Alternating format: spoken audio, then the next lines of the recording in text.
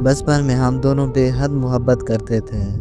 پھر اس کے بعد میری کزن اپنی تعلیم مکمل کرنے کے لیے یورپ چلی گئی اور وہ وہاں جا کر میرے ماموں کے پاس رہنے لگی۔ وہاں جا کر وہ وقت کے ساتھ ساتھ بدلنے لگ گئی۔ اس کا رہن سہن، بات کرنے کا طریقہ اور اس کی سوچ مکمل طور پر بدل چکی تھی، اور وہ مجھ سے رابطہ بھی بہت کم رکھنے لگی تھی۔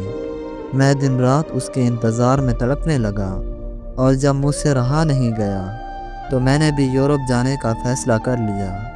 میں دوسرے دن ایجنٹ کے پاس گیا اور میں نے اپنا ویزا اپلائی کر دیا۔ بائی چانس میرا ویزا ریجیکٹ ہو گیا۔ پھر میں نے غیر قانونی طریقے سے یورپ جانے کا فیصلہ کیا۔ اس کے بعد میں یورپ کے سفر کے لیے نکل پڑا۔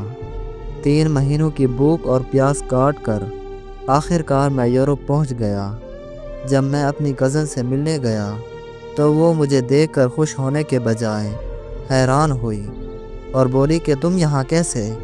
مجھے اس کی اس بات پر بہت زیادہ حیرت ہوئی۔ میں نے اسے جواب دیا کہ میں تمہارے لیے یہاں آیا ہوں۔ میری یہ بات سن کر وہ مجھ پر بہت زیادہ غصہ ہوئی اور وہ مجھے کہنے لگی کہ کیا تم پاگل ہو؟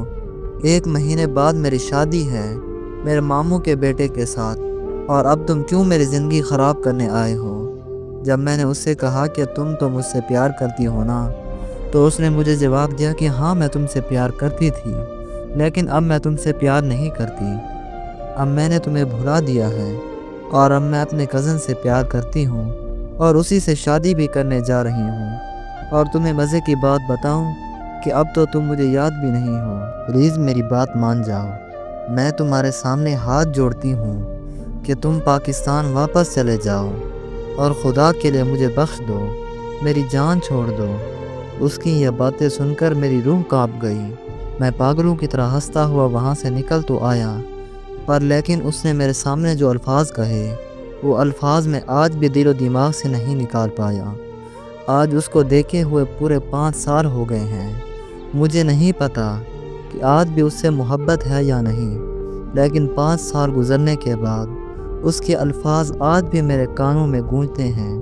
کیا میں تم سب سے بات کہوں؟ کوئی بھی مجبوری نہیں ہوتی، بس کچھ لوگوں کی فطرت ہوتی ہے کہ لوگ عادتاً وفا نہیں کرتے۔